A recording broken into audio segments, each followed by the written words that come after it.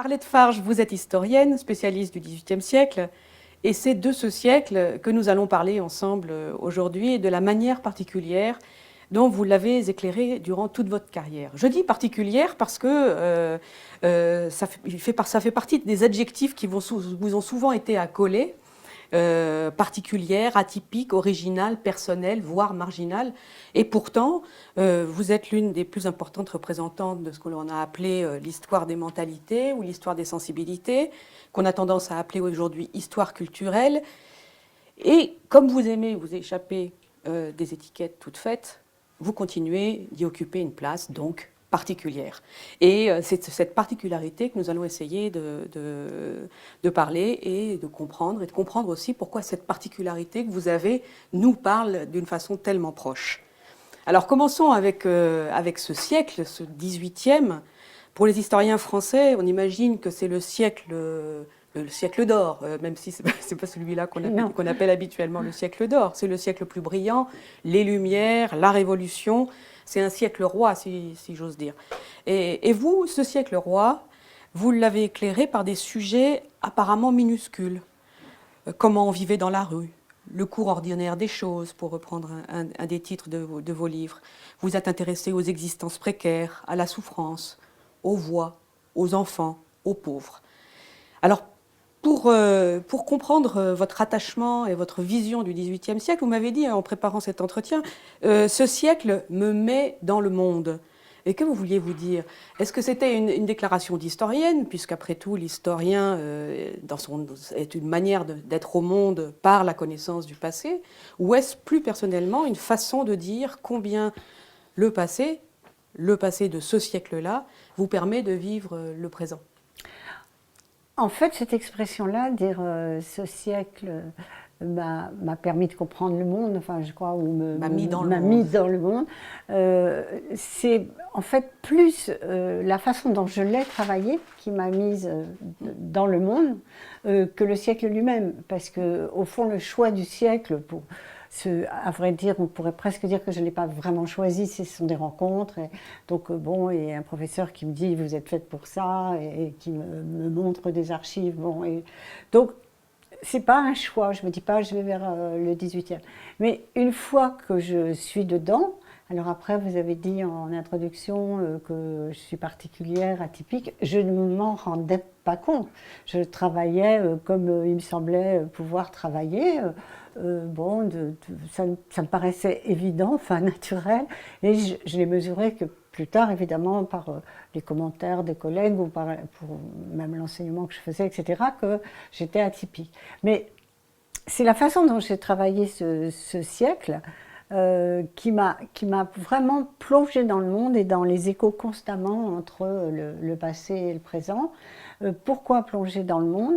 Parce qu'à travers le type d'archives sur lesquelles je travaillais, je rencontrais des paroles, des gens humbles, leurs paroles, leurs mots, alors que justement, par un esprit peut-être frondeur, le XVIIIe siècle pour tout le monde, c'est la belle écriture de Diderot, c'est Rousseau, c'est l'encyclopédie, c'est les philosophes, c'est l'art, c'est Fragonard, c'est voilà. Et moi je me suis dit, il ne peut pas y avoir des Diderot, des Voltaire, des Rousseau et des Fragonard, etc., et des Watteau, sans qu'il y ait des gens en dessous. Et voilà, mais ça m'est venu, vraiment je le dis naturellement, comme un désir vraiment de savoir pourquoi c'était ce siècle dont on disait qu'il était le siècle de la femme, le siècle du bonheur, le siècle de la philosophie, le siècle des Lumières. Et bah, s'il y a de la lumière, il y a de l'ombre. Oui. Et donc c'était vraiment... Alors j'ai pas vraiment cherché l'ombre, mais je l'ai trouvée et je me suis dit, mais c'est... là, je suis devenue passionnée.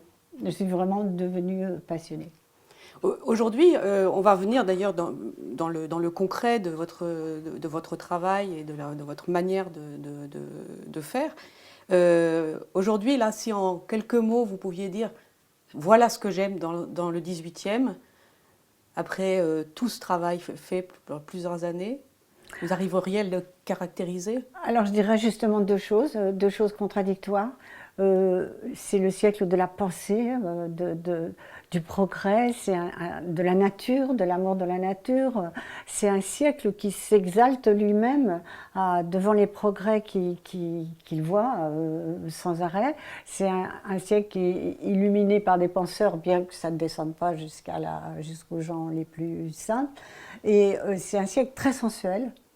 Et où les rencontres sont faciles, où le discours, pas le bavardage, mais la parole est reine, et où les gens se rencontrent. Et c'est un siècle pour moi, donc pour cette raison-là, c'est un siècle que j'aime. Et la deuxième raison, c'est parce que sur ceux qui l'ont vécu, habité, fait, fabriqué, on ne savait quasiment rien, sauf à l'époque de l'histoire des mentalités, des grandes statistiques, comment on s'habille, comment on mange, enfin c'était la grande époque, des grandes moyennes. Et en fait, derrière les moyennes, il y a des gens qui justement sont pas dans la moyenne. Et une moyenne, c'est qu'une moyenne, c'est pas une réalité, c'est un faux semblant. Et donc voilà, c'est pour ça que ce siècle, je l'aimais pour les deux raisons. Et dans la deuxième raison, il y avait aussi que dans les lectures qu'on pouvait faire des philosophes, ou qu'on pouvait faire des élites, ou même du roi, ou des ordonnances de police, se lisait un tel mépris pour les classes pauvres. Mais un mépris, bon, les mots employés sont presque... Enfin, peut-être maintenant on les dirait, mais c'était vraiment une populace animale, instinctive, femelle, pardon. Et donc, ce qui n'est pas un compliment. C'était vraiment pas un compliment. Et donc, finalement, c'était un peuple dont on pensait qu'il était impossible qu'il pense même. D'où on avait peur de lui, comme on a peur d'un lion ou d'un tigre. Voilà. Et donc, tout ça, toutes ces choses-là qui sont discordantes, mais qui quand même s'emboîtent, elles m'ont entraîné beaucoup à essayer d'articuler tout ça, ou de focaliser, comme vous le disiez, par moments sur des interstices, sur des moments, ou sur des objets, ou sur la voix, comme vous disiez.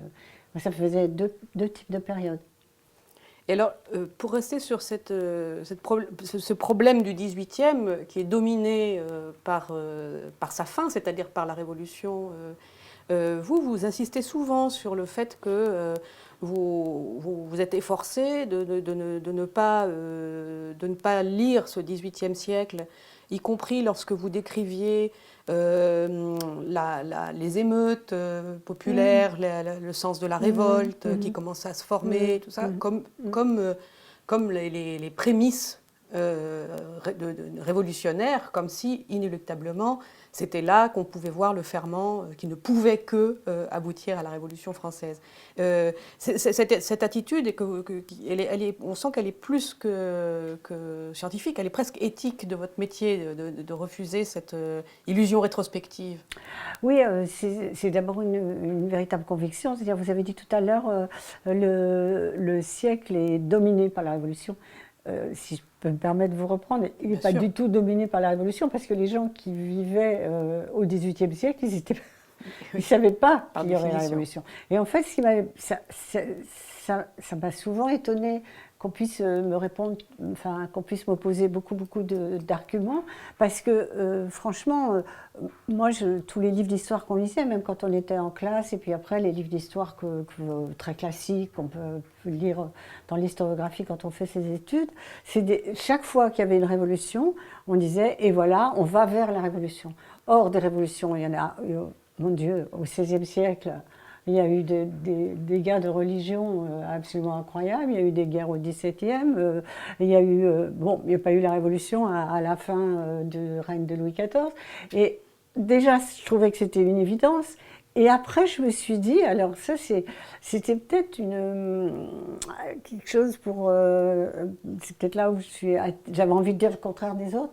Peut-être un esprit de contradiction, si je vous disais, mais c'est formidable de travailler, je vais travailler le siècle en essayant, alors c'est impossible, c'est vraiment une utopie, on peut pas, on a la tête prise par l'arrivée de 89, mais je vais essayer de travailler, tout ce que je vais le travailler comme si je ne savais pas que cette révolution va arriver.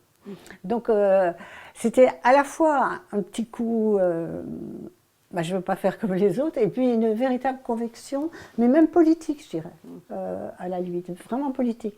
Et c'était très dur à argumenter face aux grands collègues très forts, très bien, là, très, très classiques.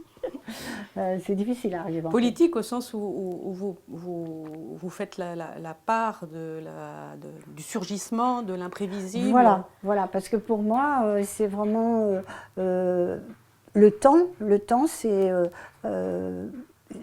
disruptif, je dirais. C'est plein d'interruptions, c'est plein de séquences, c'est plein de bouleversements, c'est plein de choses absolument imprévues. D'ailleurs, on pourrait faire des parallèles avec aujourd'hui. Et c'est pas quelque chose de linéaire, c'est pas continuiste. Et donc, voilà, pour moi, ça me paraissait absolument impossible que dès 1720, parce qu'il manquait du pain en France, on était déjà arrivé à la prise de la Bastille. Et moi, je disais souvent, et je le disais aux étudiantes, ça les faisait rire, mais je disais, mais vous savez, le 13 juillet, personne n'aurait su que la Bastille. Personne. Moi, j'y étais pas remarqué. Facile à dire aussi, toujours, pour un historien. Mais franchement, je pense que, et c'est politique pour moi, parce que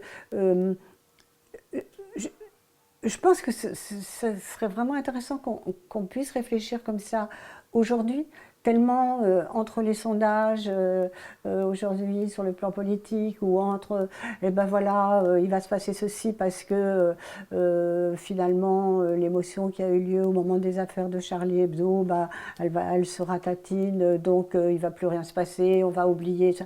C'est tellement pas ça l'histoire. Mais même à entendre aujourd'hui comment les gens parlent de leur temps et comment ils prédisent que, bon, c'est vrai qu'on peut prédire des courbes de chômage, des choses comme ça, hein. Je ne veux pas tout exagérer. Bon, on peut prédire que le printemps est arrivé, on peut prédire que l'automne suivra. Mais il y a tellement d'événements qui vont bousculer le temps et dont les politiques instrumentalisent en fait justement ces événements du temps pour en prédire d'autres et donc influencer un public. Et ils l'ont fait au XVIIIe siècle.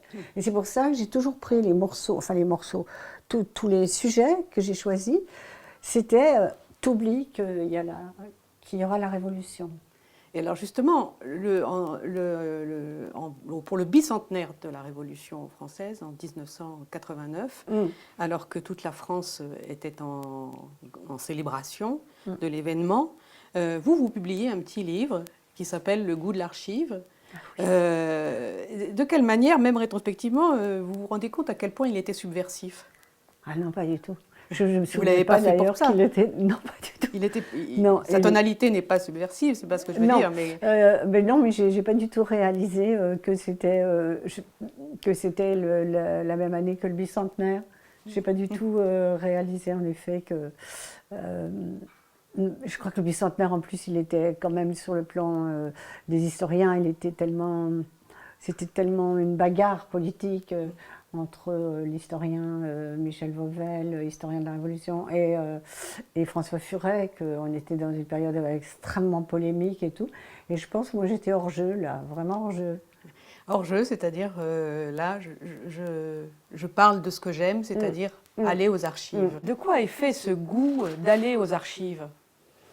En fait, comment dire, on ne le sait pas avant. Moi, je ne savais pas que j'allais découvrir ce que j'ai découvert. C'est-à-dire, en fait, c'est un goût qui est venu en ouvrant des liasses d'archives qui étaient, à cette époque-là, pas très bien entretenues, parce que pas beaucoup de personnes travaillaient sur ces fonds-là, qui étaient des fonds même méconnus. Il faut préciser que vous travaillez sur les archives de police et surtout sur les procès-verbaux, les interrogatoires, mais pas sur la grande criminalité. Ça, faut que je le précise tout de suite, ça ne m'a jamais intéressé. Parce que le but, en fait, d'aller aux archives, c'était de découvrir des paroles et des personnes, des hommes, des femmes, des enfants, dont on pouvait retrouver les paroles.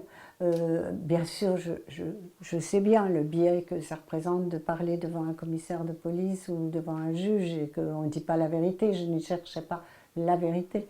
Mais en même temps, comme ces procès-verbaux sont accompagnés de témoignages, et souvent très nombreux, pour un accident de carrosse, vous pouvez avoir 8 témoins, En fait, tous ces gens racontent la vie du quartier, leur vie, leurs blessures, leurs souffrances, leurs manques, mais aussi, si on sait lire, si ils ont pu dire des phrases en entier, parce que c'est pas toujours, ils sont coupés souvent par le commissaire, mais aussi, et c'était peut-être ce qui m'intéressait le plus, c'était leur désir, leur imaginaire, leur envie d'ailleurs, euh, qui se perçoit absolument, et qui se perçoit aussi d'ailleurs dans les notes, parce qu'il y a des registres de notes de police, et il y a beaucoup d'inspecteurs et de mouchards qui effectivement écrivent à la main et envoient au lieutenant général ce qu'ils ont vu et entendu dans la rue. Enfin, et donc c'est là que j'ai eu cette passion. Alors effectivement, elle a été accompagnée d'un aspect sensuel qui pour moi est très fort, ces vieux papiers, sa couleur, ses écritures, ses croix à la place de signatures, ces gens qui sont en général illettrés mais qui vont arriver plus ou moins à écrire. Et donc voilà, la passion est venue comme ça et curieusement elle ne m'a pas quittée. Et puis, c'est aux archives, c'est en travaillant sur les archives que vous avez aussi fait cette rencontre qui a beaucoup marqué votre parcours, de celle de Michel Foucault.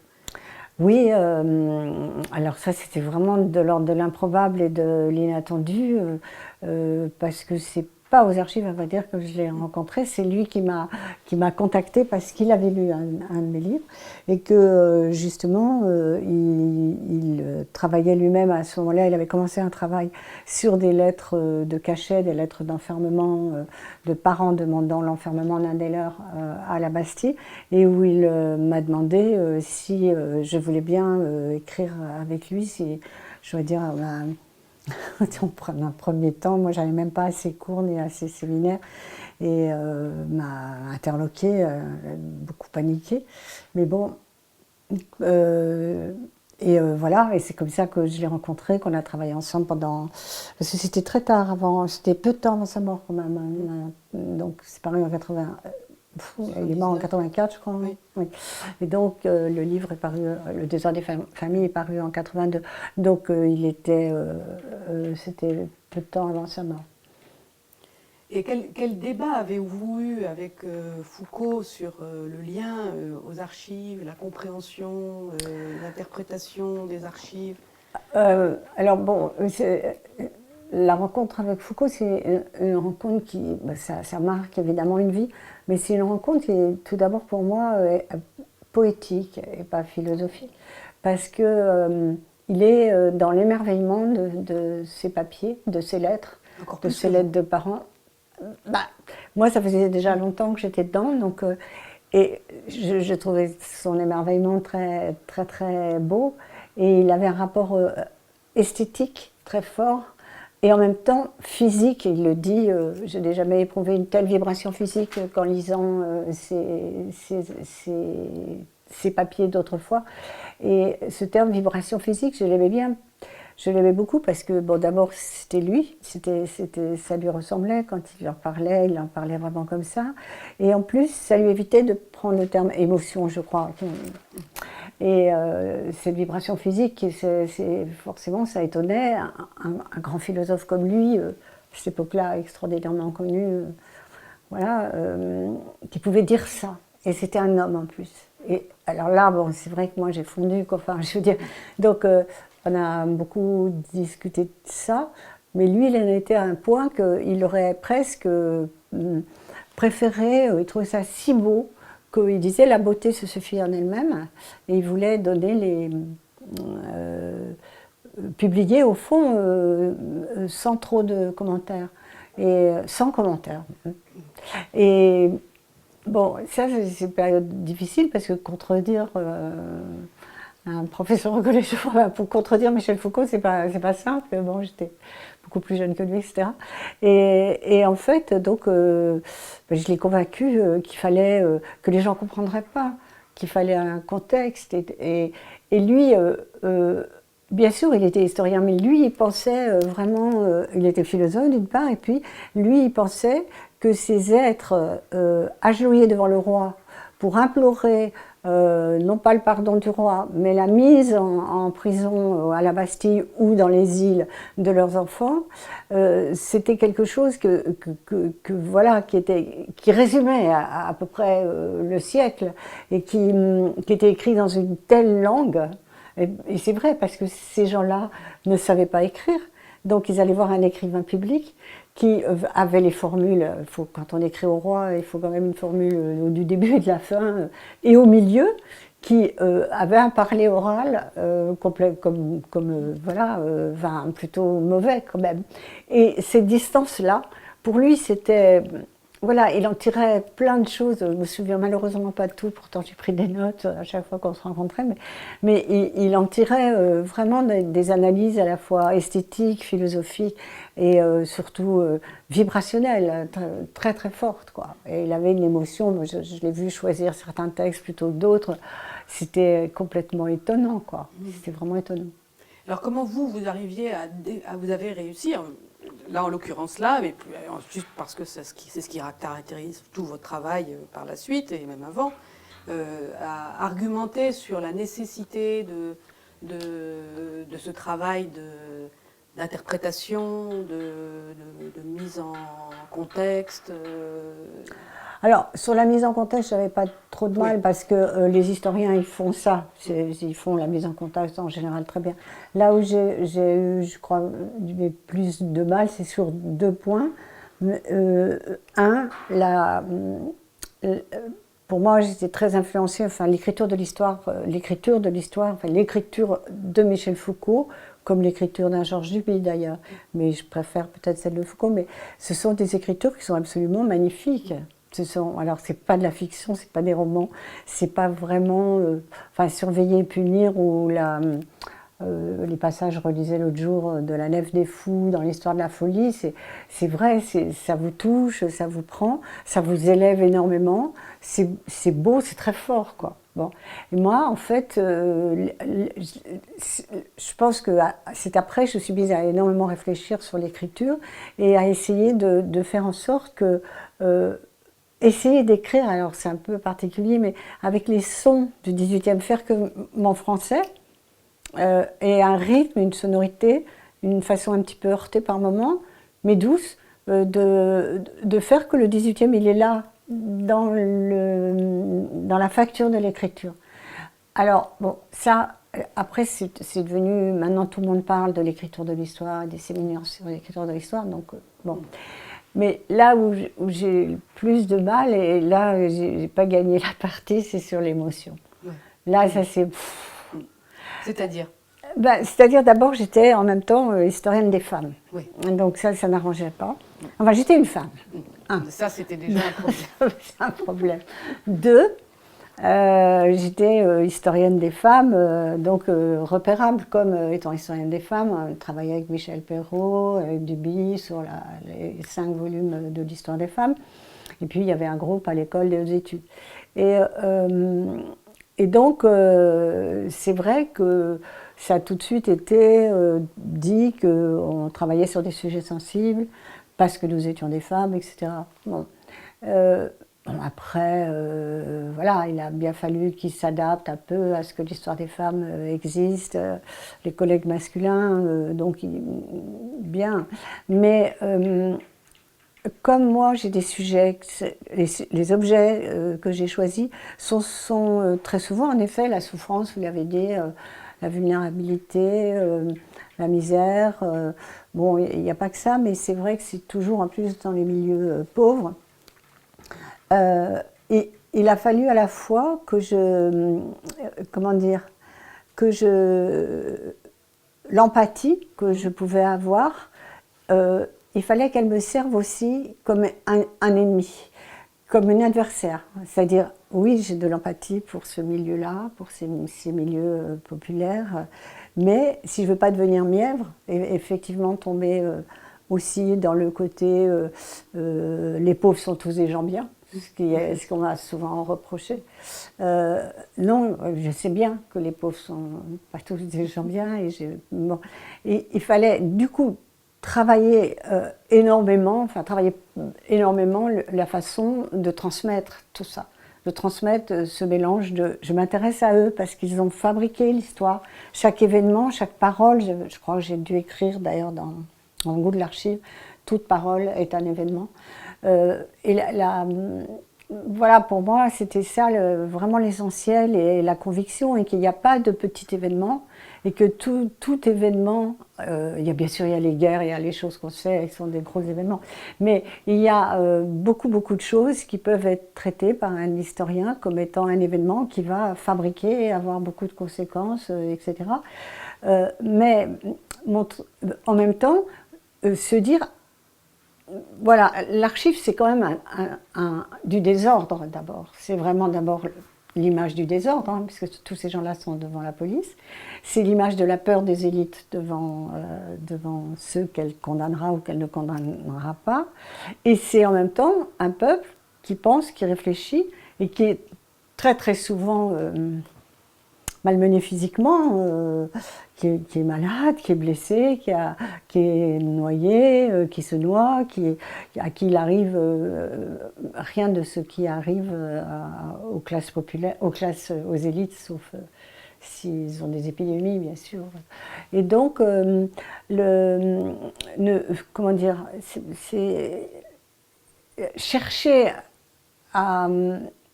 il faut... comment dire, c'est compliqué à dire. Il faut chercher à ne pas tomber dans l'émotion qui ne ressemble plus à rien et qui dilue l'objet.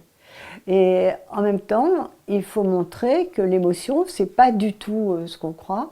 Pour moi, en tout cas, je la définis comme une forme d'intelligence. D'ailleurs, son étymologie, ça veut dire se mouvoir. Et se mouvoir, ça veut dire bouger. Et qu'une émotion, elle est créatrice d'énormément de pensées, d'énormément de choses, et qu'elle n'est pas cette espèce de petit filet d'eau tiède qui coule avec 3-4 larmes par-ci, par-là, et qu'avec un mouchoir, on l'efface. Et ça c'est pas gagné d'avance. Parce que ça, vraiment, encore l'autre jour, j'avais une conférence, c'est très, très discuté. C'est très discuté. Je comprends d'ailleurs, après tout, la discussion est intéressante. Mais l'émotion, il faudrait trouver un autre mot. C'est pour ça que j'aimais vibration physique. Bon, là, ça fait encore pire, hein, je crois, vibration physique pour un historien. Ça va pas. Bon, ça fait hystérique. Oui. On est dans un champ féminin, hystérico-féminin, mièvre, et bon cœur, compassion, catho, enfin tout ce qu'on aime, quoi. et voilà, il faut sortir de là. Et bon, s'il y a un combat surtout maintenant, surtout aujourd'hui, avec tout ce qui se passe, parce que de l'émotion, on en a à foison chaque soir dans les médias, eh bien moi, je pense que si l'historien et les autres, les philosophes, les psychanalystes et tout ça, ils réfléchissent pas à ça, alors trouvons-lui un autre mot, parce que ça suffit quoi, de se le prendre plein la tête avec ce mot-là, sous prétexte qu'il serait toujours ridicule. Mais je pense vraiment, vraiment que le prochain travail, c'est pour expliquer ça, c'est pour travailler avec ça. Mais je ne m'explique pas bien, je sens avec que je suis pas d'une clarté clarté émotion, absolue. avec votre propre émotion.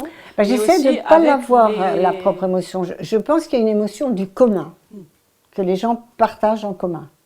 Il y a la mienne quand je lis, mais ça je sais, j'en ai tant lu, enfin je veux dire, j'arrive à distancier, encore que ce soit pas toujours facile, mais celle-là j'essaie de la contraindre et d'en faire un adversaire avec qui je vais me bagarrer pour voir jusqu'où je peux la maintenir ou la laisser tomber, ou m'être trompée d'avoir été émue par telle chose.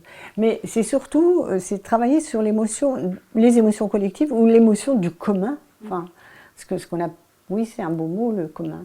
Mais qu'est-ce que ça voudrait dire, malgré tout, faire un travail historique sur les émotions? Est-ce que ça veut dire les historiciser, c'est-à-dire montrer qu'elles ont une histoire, qu'on ne souffre pas de la même manière au XVIIIe qu'aujourd'hui, qu'on n'exprime pas de la même façon l'amour, le bonheur ou la souffrance, ou est-ce qu'au contraire, c'est partir du présupposé que les émotions, c'est justement non seulement le commun d'un peuple à un moment donné, mais le commun de l'humain.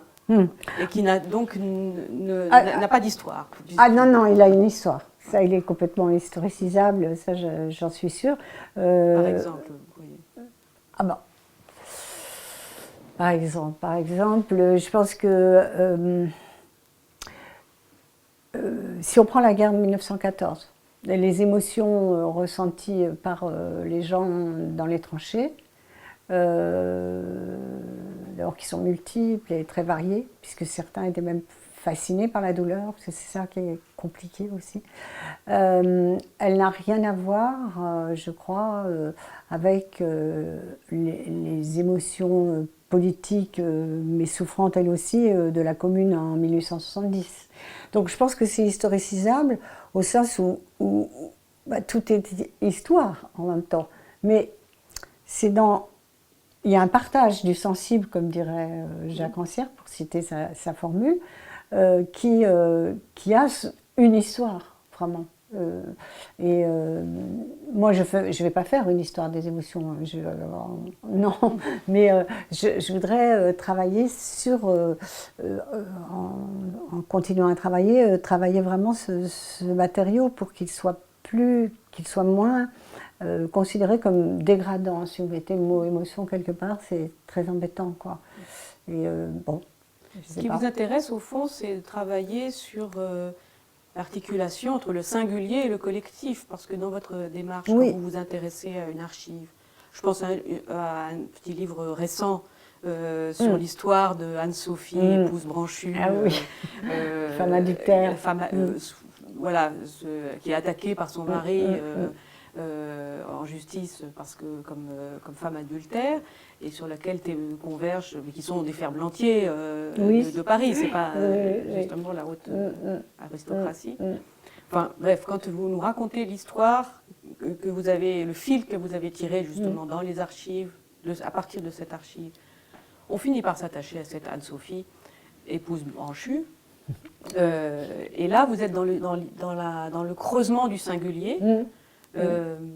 Donc on pourrait dire que vous faites une histoire presque des personnages. Oui. Il y a même des personnages, comme dans une fiction. Et en même temps, vous, ce qui vous préoccupe, c'est le collectif.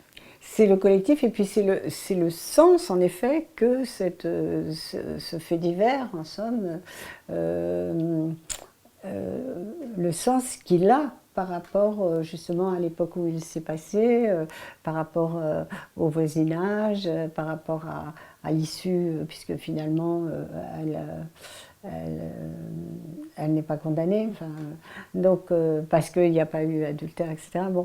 Mais moi, ce qui m'intéresse à ce moment-là, c'est de délier tous les fils et d'introduire à la fois les attitudes des autorités, puisque là, les autorités vont être vraiment très, très, comment on peut dire, des imposteurs, enfin, vont vraiment... et c'est comme une tresse, c'est-à-dire tresser tout ce qui est la vie amoureuse ou souffrante d'un homme et d'une femme, ce qu'est la jalousie, ce que ça éveille dans le quartier, quel est le rôle des domestiques. Et en fait, vous tombez sur un espace commun, alors que vous avez choisi de travailler sur ce dossier-là, parce qu'il était très particulier aussi. Il faut dire, on n'en rencontre pas tous les jours comme ça. Et il était très long, et donc ça donne des ailes. Mais c'est vrai que pour moi, l'importance, l'histoire singulière, c'est souvent qu'on m'a dit pourquoi tu ne racontes pas des faits divers et tout ça. C'est parce que, bien sûr, je peux écrire un polar, enfin je ne saurais pas faire, mais je pourrais écrire, mais ça ne m'intéresse pas, parce que ce qui m'intéresse, c'est d'abord le sens de cela, et aussi l'humus sur lequel se construisent ces histoires, et cet humus qui se fabrique jour après jour et qu'on ne peut pas prévoir, justement. Et c'était un de mes collègues avec qui j'ai fait séminaire pendant longtemps, que j'aimais beaucoup, Pierre Laborie, qui est historien de l'occupation, qui disait toujours en séminaire, ce qu'il y a de plus prévisible en histoire, c'est l'imprévisible. Ça, c'est une belle phrase, effectivement. Oui, c'est une belle phrase. Et alors, dans vos objets aussi, vous parliez de l'humus aussi sur lequel travailler. De plus en plus, vous travaillez aussi sur des sur des traces qui n'ont pas laissé de traces ou auxquelles personne... Ce n'est même plus forcément seulement les pauvres, les enfants, les précaires, mais c'est les voix, les chiens errants, les fontaines, les lanternes de ville, la boue qui traîne dans les caniveaux. C'est presque un pari d'historien d'aller chercher des traces de ce qui ne laisse pas de traces. Non, pour les objets, c'était vraiment l'idée, vraiment la problématique, comme on dit, du livre, c'était de montrer d'essayer de montrer qu'il y a les liens que l'homme fabrique avec, l'homme et la femme fabriquent avec les objets de la rue, puisqu'il s'agissait du matériel urbain. Ces liens-là, ils sont à la fois la population transforme l'objet, mais les objets transforment aussi la population. Donc j'avais derrière une idée, une problématique empruntée à un philosophe qui s'appelle Tristan Garcia, qui avait écrit un livre sur les objets. Et j'avais trouvé ça tout à fait passionnant. Il a d'ailleurs une audace extraordinaire parce qu'il donne aux objets vraiment... alors là, quelque chose où j'ai pas pu m'avancer jusque-là. Mais ça m'a passionnée de voir l'interaction qui se passe justement à partir du moment où il y a des nouveaux objets, je sais pas, des nouvelles fontaines, ça change absolument tout un environnement, etc. Et réciproquement. Et c'était ça qui m'intéressait. Pour la voix, c'était autre chose, c'est que... Alors ça, c'est... Bon, c'est la vérité, c'est pas anecdotique. C'est à force d'avoir fait beaucoup de radio sur France Culture, j'avais vraiment appris et été passionnée par les réalisateurs et les techniciens et comment ils travaillaient sur les voix. Et ce que j'ai appris d'eux, beaucoup, surtout quand je commençais les interviews, et l'effet de souffle, toutes ces choses-là. Et après, je me suis dit, mais la voix, c'est quelque chose d'extraordinaire, c'est quelque chose, c'est l'âme. Quand on a quelqu'un au téléphone, on lui dit mais tu vas pas bien aujourd'hui, tu as une drôle de voix, ou oh, tu as la voix, tout le monde se met à caractériser la voix comme si elle était le reflet de l'âme. Et je me suis dit mais toutes ces voix du peuple, et qui en plus parlaient patois. À Paris, tout le monde parle le patois, donc il faut des interprètes, etc. Mais qu'est-ce que c'est? Qu'est-ce que ça représente? Et comme il y a en même temps beaucoup de musique dans les rues, le son, la voix, ce sont les modulations des marchands ambulants, les modulations de leur voix pour vendre leur matériel, leurs petits gâteaux, leurs colifichets, etc. Ça s'est mis à me passionner, du coup j'ai fait des recherches sur la voix. Mais vraiment le déclic, c'était la radio. Ah oui. Oui, vraiment, parce que je trouve ça absolument passionnant le travail qu'on peut faire sur une voix. Puis il y a la voix des émeutes. Voilà, en plus il y a la voix de l'émeute. Voilà la révolte. Voilà la révolte qui est une des grandes... on ne sait pas si voilà veut dire c'est un soulagement ou s'il faut en avoir peur. Enfin, bon, j'ai bien aimé écrire sur les voix. Et il y a aussi une autre chose qui vous passionne et qui est venue aussi de votre fréquentation, de vos rencontres, c'est votre intérêt pour la photographie. Qu'est-ce que vous retrouvez vous avez écrit plusieurs, notamment un livre en particulier qui est une réflexion sur la partie de la photographie, les photographes de Valérie Jouve, Sophie Ristel-Welber et d'autres plus anciens. Et qu'est-ce qui vous permet de... Vous dites à un moment, je crois, que c'est souvent ce XVIIIe siècle que vous retrouvez dans leurs photos. Qu'est-ce que vous voyez de commun entre leur regard et le vôtre? En vrai, il n'y a rien de commun. Mais c'est-à-dire que c'est vrai que moi, j'ai toujours beaucoup aimé la photographie, mais je l'ai toujours aimée comme étant à la fois quelque chose de difficile à regarder. D'ailleurs, j'aime pas voir les albums de photos de famille parce que c'est quand même cette image éphémère. On est entre le désir que ça revienne un jour, que les enfants soient encore petits, que n'importe quoi, et le deuil de ce qui ne... oui, justement, le désir que cela revienne, et en fait, le deuil que voilà, c'est fini. Et donc, dans une photo, c'est que du passé, une photo. Ça n'est jamais, c'est même jamais du présent, je crois. Et donc, ce qui m'intéressait, c'est que dans certains types de photos, je dirais pas dans toutes, enfin, dans certaines photos, non pas familiales, mais les photos des grands photographes, il y a en effet des traces qui sont vraiment, enfin moi en tout cas je les voyais, repérables de choses dont nous sommes héritiers et que nous portons sur nos épaules et qui se voient encore dans les photographies. J'avoue que ce n'est pas très simple à expliquer et à comprendre, mais en tout cas, pour les 8 photos que j'avais choisies pour ce livre-là, ça fonctionnait très très bien.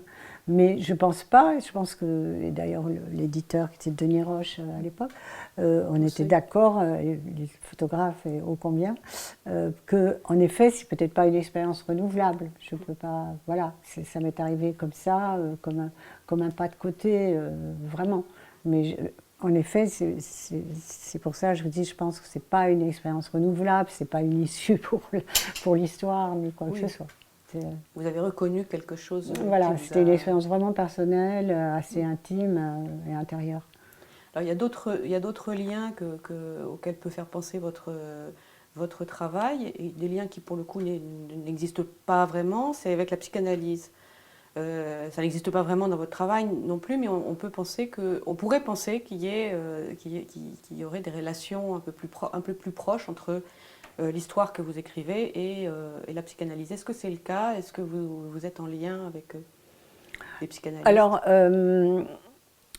en lien avec les psychanalystes, oui, parce qu'ils m'ont souvent demandé, à cause des sujets que j'avais empruntés pour travailler l'histoire, ils m'ont souvent demandé des conférences, donc j'ai souvent eu des rencontres avec les psychanalystes qui sont toujours relativement difficiles quand même.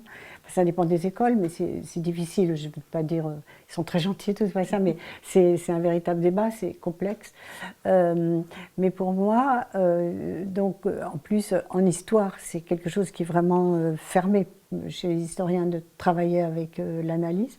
Et pourtant, sais pas, pour moi, la psychanalyse m'intéresse en tant que telle. Et je trouve qu'il y a énormément de liens possibles, puisque de toute façon, si je reprends l'exemple que vous avez pris tout à l'heure de cette femme adultère, bien sûr, elle vit dans un environnement collectif qui explique tout ce qui se passe. Et donc, il n'y a pas, je veux dire, il n'y a pas que la psychanalyse individuelle avec le papa, la maman et tous les problèmes qui sont au-dessus de nous ou à côté de nous. Mais il y a aussi l'environnement collectif qui construit ou déconstruit les gens.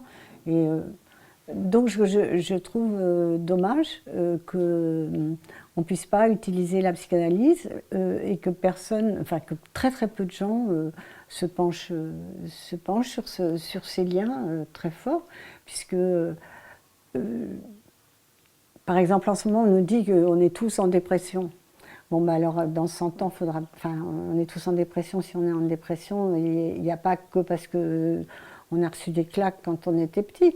Donc je pense qu'il y a un travail vraiment constant à faire sur le lien entre des états psychiques et des événements, et aussi, je pense justement, peut-être l'idée pas l'idée, mais la façon dont on vit le commun. Parce que plus il y a individuation entre tous les personnages, plus dans notre société tout est maintenant effiloché, individualisé, etc., moins il y a du commun, et plus on peut sombrer facilement dans la dépression. Enfin, je vais très vite, comme... oui, c'est peut-être d'ailleurs à cette analyse du commun que les psychanalystes, avec lesquels les psychanalystes ont un peu de difficulté. Ils ont du mal, moi, je trouve. Ouais. Ça. Mais bon, c'est leur discipline, et il faut être très fort aussi en analyse, et on ne peut pas... Je ne connais pas assez, quand même. Je connais bien, mais pas assez. Et on va revenir aussi à cette question des émotions que vous évoquiez. Vous montriez bien comment les émotions étaient ce qui, d'une certaine manière, fabriquait des événements aussi, les menait. Est-ce qu'il y a une valeur aussi politique pour vous de vous intéresser aux émotions ? Ah oui, tout à fait, oui. Enfin, de toute façon, je fais... je pense que tout ce que j'ai fait en histoire a toujours eu une volonté de dire quelque chose de politique. Et les émotions, bah, on en revient à la définition de l'émotion, ce qui est compliqué, mais le problème des émotions, c'est qu'est-ce qu'en fait le politique. Et moi, c'est ça la question que je me pose. C'est pas tellement de savoir si elle est politique ou pas. À certains moments, sa source est d'ordre politique, à d'autres moments, elle l'est pas. Mais qu'est-ce qu'un État ou une monarchie voilà, fait des émotions et comment les conduit-elle, ou comment les réduit-elle, ou comment les rehausse-t-elle pour qu'il arrive d'autres choses, et comment elle les, comment on dit, instrumentalise, ou bon, il y aurait beaucoup d'exemples à donner dans toute l'histoire, je pense. On peut poser la même question aussi sur qu'est-ce qu'on fait du passé. Ouais, qu'est-ce qu'on fait du passé en ce moment? Je ne sais pas, parce qu'il y a de moins en moins d'historiens, donc je pense que c'est une discipline qui est en train... Il y a moins en moins d'historiens. C'est-à-dire, en tout cas, sur la période ancienne. Oui. Sur la période contemporaine, il y en a beaucoup, beaucoup, mais sur les périodes anciennes, il y en a de moins en moins, et c'est peut-être un peu inquiétant, quoi, comme si c'était vraiment fini. Or, il n'y a rien qui soit jamais fini pour moi, mais... Donc... Quand vous parlez d'un combat pour l'histoire, c'est de ça que vous parlez? Oui, c'est un combat pour l'histoire. Un combat pour qu'elle, si vous voulez, qu'elle se renouvelle, quoi, qu'elle se renouvelle vite. Moi, je trouve. Enfin, qu'elle soit moins académique, moins lourde de ses présupposés, même s'il y a des très grands historiens, hein, il y a des gens qui ont fait beaucoup de choses. Mais ouais, je voudrais voir les jeunes générations, si elles n'avaient pas les problèmes de carrière qu'elles ont.